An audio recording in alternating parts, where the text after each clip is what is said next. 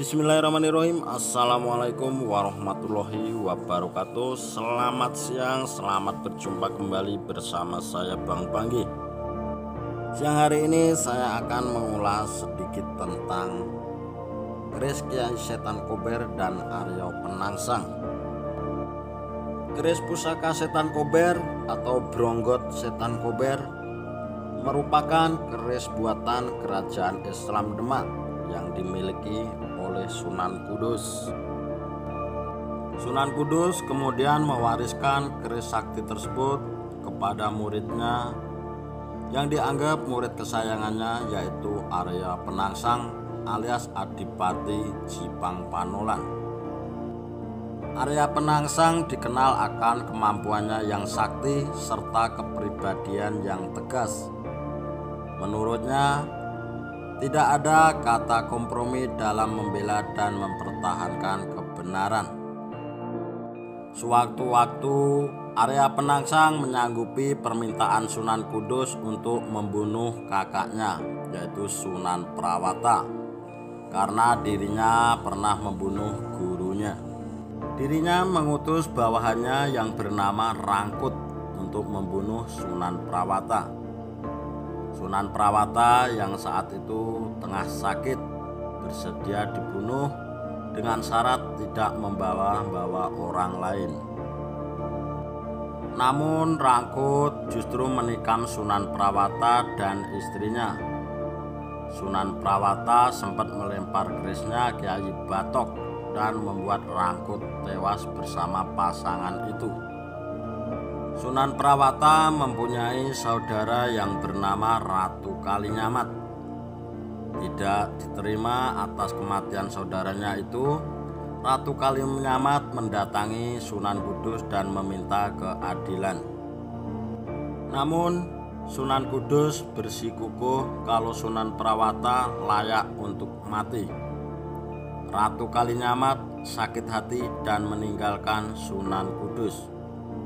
Naas, di tengah jalan dirinya dibegal oleh utusan Arya Penangsang, dan dalam peristiwa itu suaminya meninggal. Ratu Kalinyamat yang saat itu terpukul kemudian bertapa di Bukit Danaraja. Di sana dia bersumpah untuk tidak mengenakan pakaian jika Arya Penangsang masih hidup. Dirinya bahkan berjanji akan memberikan seluruh hartanya bagi siapapun yang bisa membunuh Arya Penangsang. Ratu Kalinyamat juga sempat meminta tolong Sultan Hadiwijaya untuk membunuh Arya Penangsang dengan imbalan tahta kerajaan Demak. Namun Sultan Hadiwijaya menolak tawaran Ratu Kalinyamat. Ratu Kalinyamat membuat sayembara.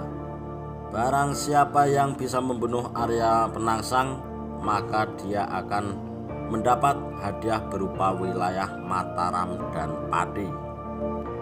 Mendengar itu semua, Raden Pemanahan dan Panjawi menyatakan siap untuk mengikuti sayembara tersebut. Sebagai saudara angkat Sultan Hadiwijaya mendukung niat Raden Pemanahan dan Panjawi.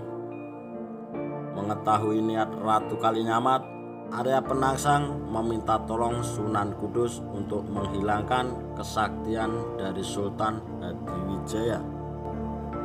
Sunan Kudus kemudian memasang Rajah Kalacakra di kursi yang nantinya digunakan untuk menyambut Sultan Hadiwijaya.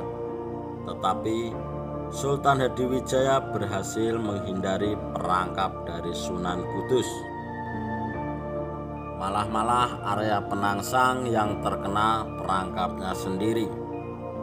Untuk menghilangkan kutukan sial ini, dirinya harus berpuasa selama 40 hari.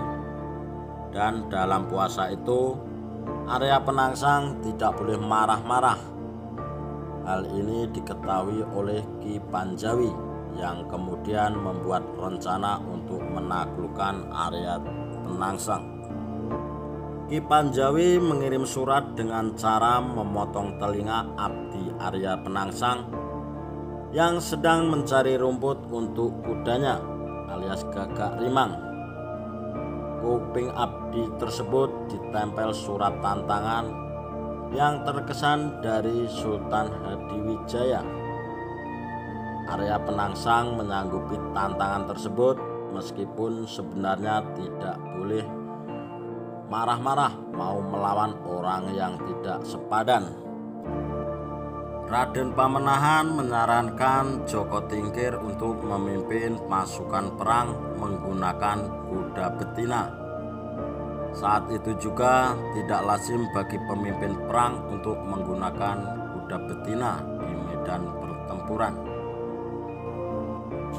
Ide Raden Pamenahan sempat ditolak, namun akhirnya mereka menerima usul-usul tersebut setelah Raden Pamenahan menjelaskan dengan mendetail.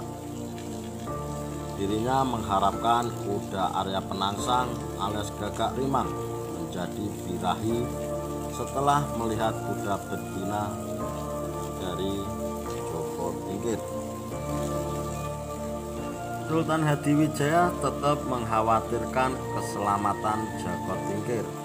Akhirnya dirinya memberikan putra angkatnya itu sebuah pusaka yang berupa tombak Kiai Pleret untuk menghadapi Arya Penangsang.